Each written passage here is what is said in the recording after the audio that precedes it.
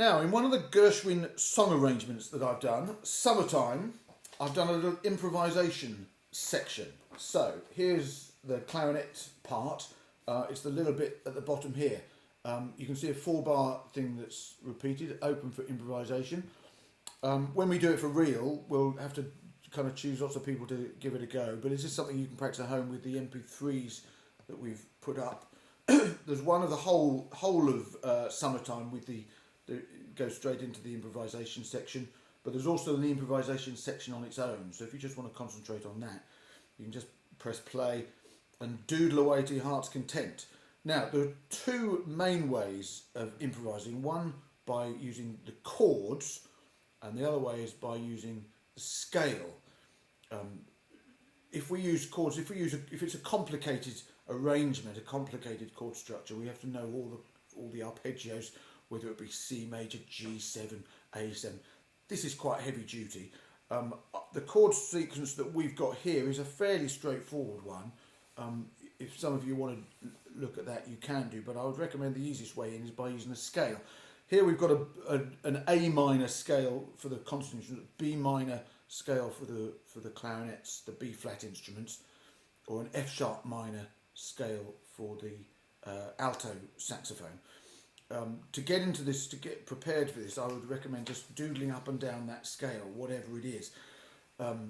So the scale that we can use for the whole 4-bar sequence.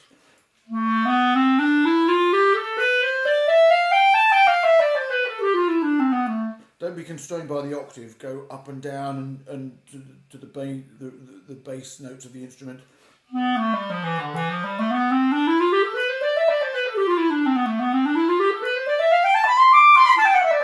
And we can just doodle up and down just to get used to those notes. If we play those notes and only those notes, they'll always fit beautifully with the chord sequence. The improvisation bit is just a case of making up little melodies, snatches of melodies, long melodies, notes, combinations of notes that will fit.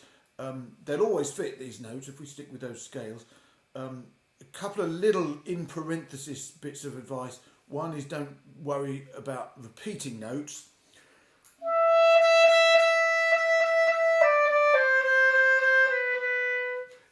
This is quite easy to forget, but it's very effective. The other thing is silence. Don't feel that you need to play all the time. You just take a few notes out.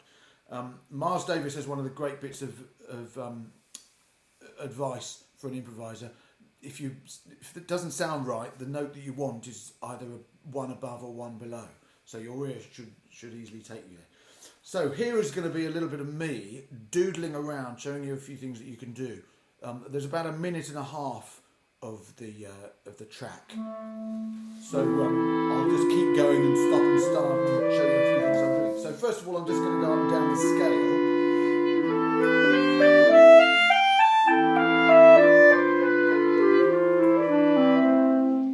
And I'll stop whenever I fancy.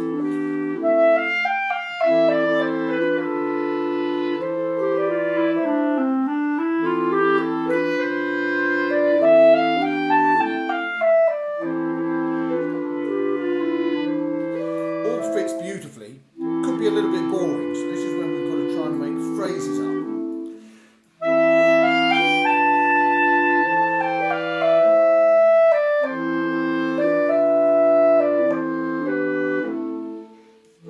I'm trying to work out a rhythm. Maybe we can use the rhythm of Summertime, but with different notes.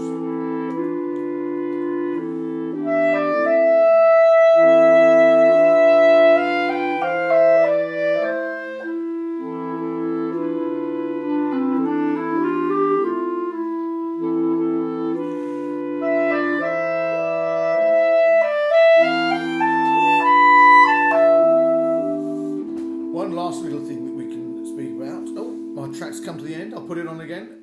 Grace notes. This is when we can use extra notes out of the scale, but we can use them very, very subtly, just to give a little extra little flavour to things. So,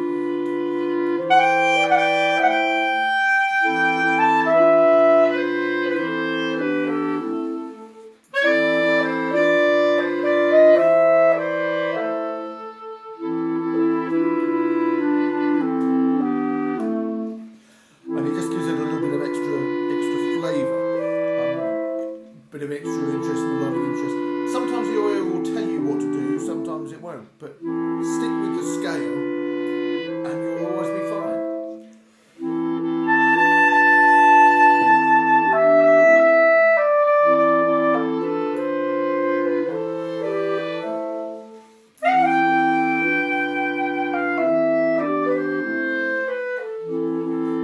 And when you get really bold, we can do big leaps and try really complicated things.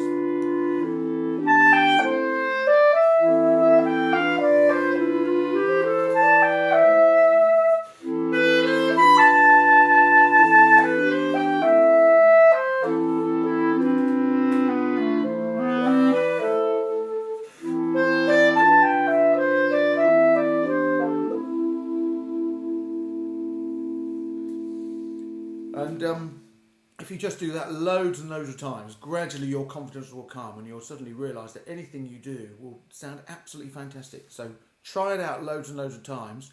If you try it out at home, it's then easier when you do it with a group. Your confidence will be sky high and you'll sound brilliant. Okay, good luck with it.